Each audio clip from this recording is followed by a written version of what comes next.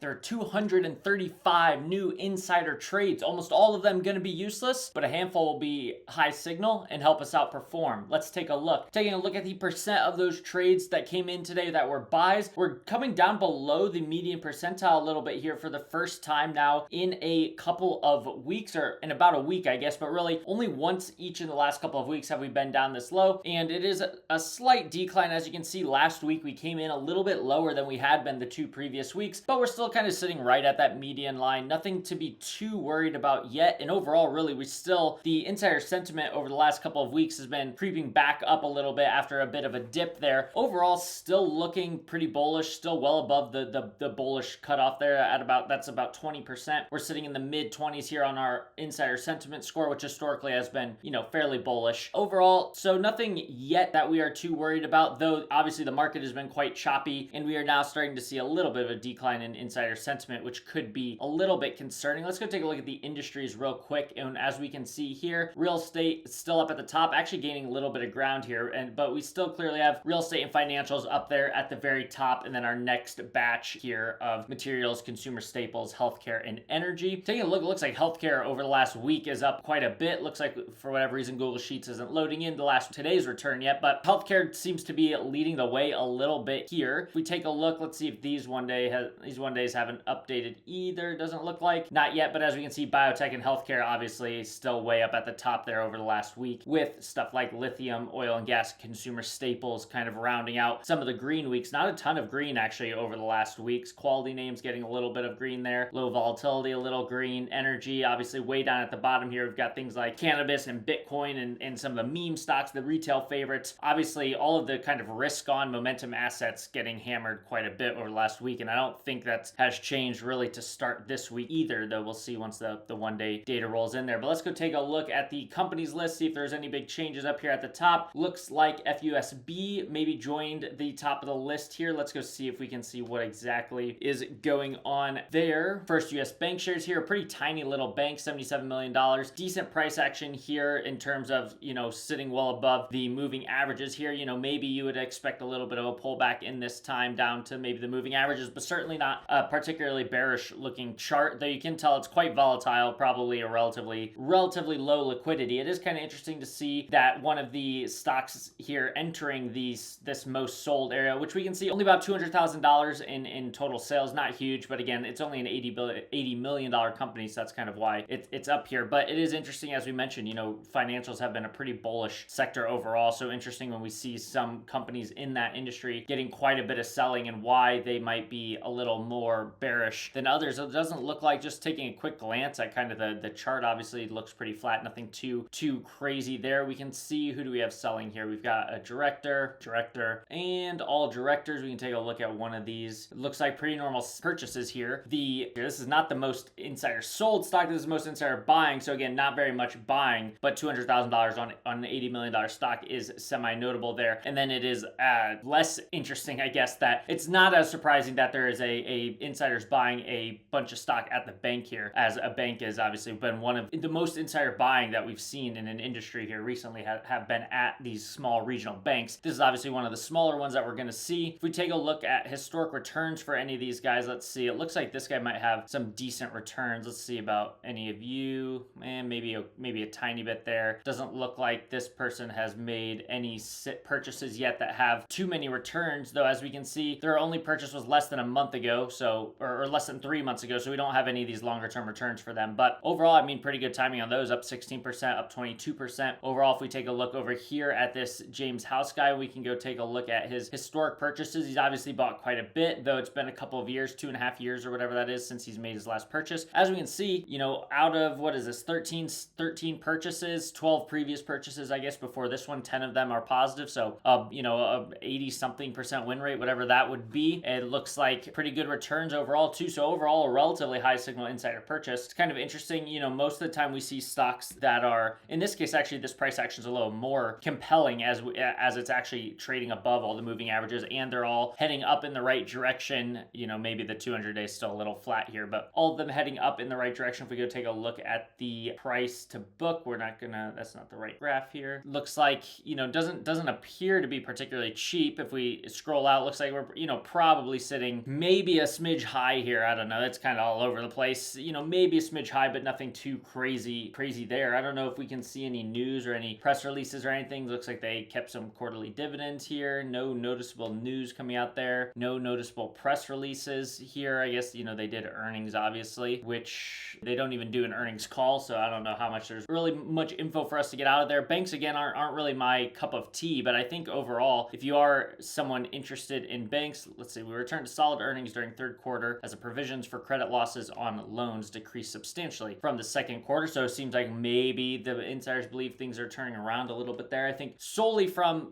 insider trading info that we're seeing here and some little bit of technicals and quantitative data, you know, it seems like probably a relatively fairly valued or at least fairly valued compared to its history bank here, but pretty decent price action, pretty high signal insider buying going on. Again, bank's not really my thing, but worth paying attention to a bank that is now, you know, just creeped its way up here into the top 10 of the most bought banks in terms of how much of the company is being bought. About 0.25% of the company was just bought by those insiders, so that is certainly notable. We're also seeing some other things we like to see on this list. As we mentioned, it's trading, you know, there's not a ton. Insiders historically, we'll always mention this, insiders tend to be big value buyers, which is why you can see the vast majority of these top most bought banks here are trading below their moving averages. These are insiders that are buying stocks that are, in the most case, most of these are probably going to be on the cheaper end of things. You don't see a ton of momentum buys from insiders, but then we're also seeing them buying the stock below their moving averages in a lot of cases, as we also tend to say, most of the time, as you will notice from value investors in general, and especially insiders, they tend to be a little early, which you'll notice, you know, quite a few of these companies that have continued to get hammered, even though there's been a bunch of unscheduled insider buying at the company, which is why it makes more sense to wait for some price action to start to move in your direction, which as we're looking at the top of the list here, you can see something like AVBC Bancorp, it looks like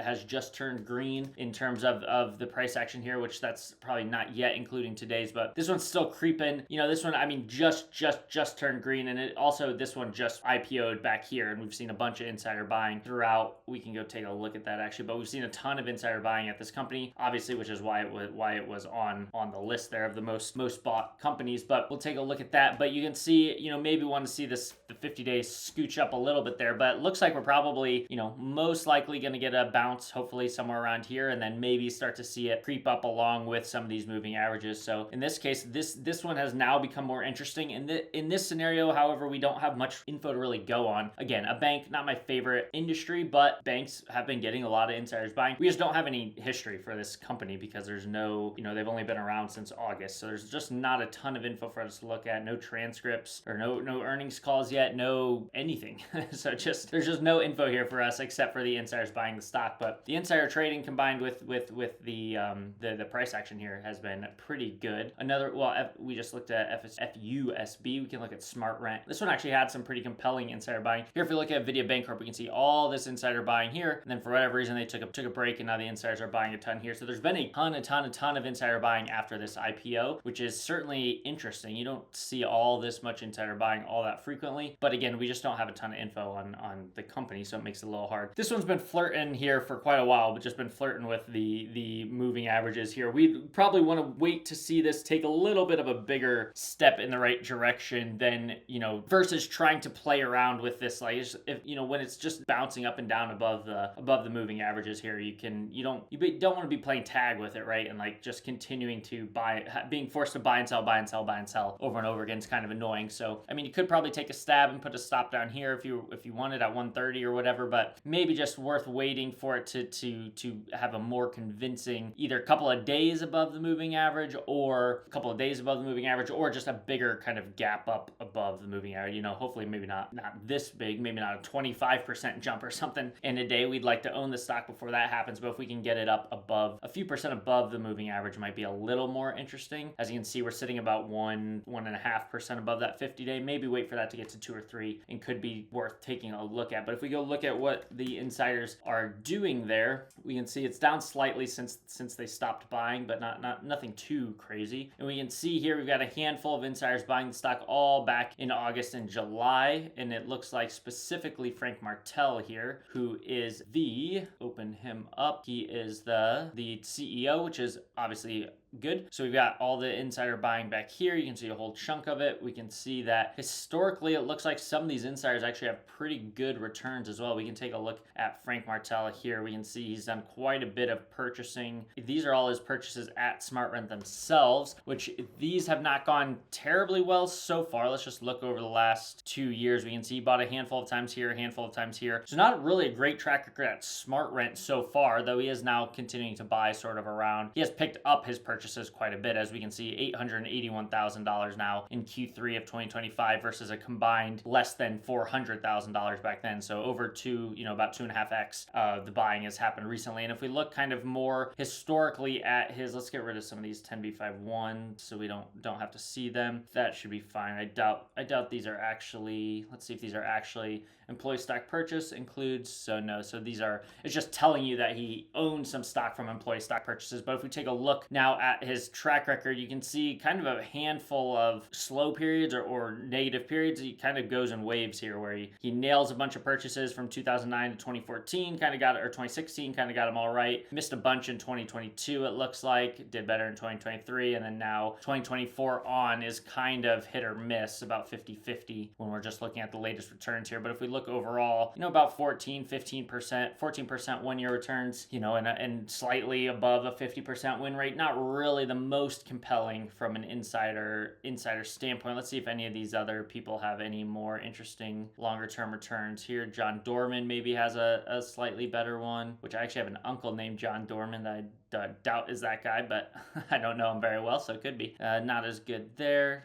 We already taking a look at John Dorman. Yeah, I guess we're already taking a look at John Dorman. This guy looks like he might have slightly better. Also coming from CoreLogic, it looks like, or was at least a director there. And still, even in this case, we're sitting at about 60% win rate. It's not even, 50-50, and it's going to go down because this was a terrible, something must have happened with CoreLogic's where it got, either we just have a bug in the returns or it got bought out or whatever, delisted, whatever might have happened. But that was also a terrible return, down 70%. So his overall returns are actually worse than they look here. So just from an insider trading standpoint, I don't know if it's the most compelling really setup. If we look at, no, we'll stop click that last time. If we look at valuation wise, looking at like EV sales, it has started to creep up a little bit here, but still trading relatively low. Even if we zoom in, I guess it has creeped up into about maybe the average of their EV sales multiple there. So you're probably a little cheap. I mean, 1.2x is probably a little cheap compared to the industry, I would assume, especially if growth is able to pick up here and go a little better. But, overall, I don't really know if this is the most compelling setup in the world, but we are, quite a bit of insider buying at the company, as we mentioned, and it is starting to maybe creep above these moving averages. So you could, probably a relatively low risk stab at it if it does kind of stay above these moving averages for a few days and these start to curl up. You could, just have your stop slightly below the moving averages and see if you can't catch a little momentum there. But I don't know if it's really the most exciting setup. But you can go to ceowatcher.com and you can sign up for the email list there, as well as get access to the whole website here where you can search through everything. And I'll be releasing this dashboard here with all kinds of cool stuff in the very, very near future, next couple of days. So head over to ceowatcher.com, sign up for all that, and I'll see you next time.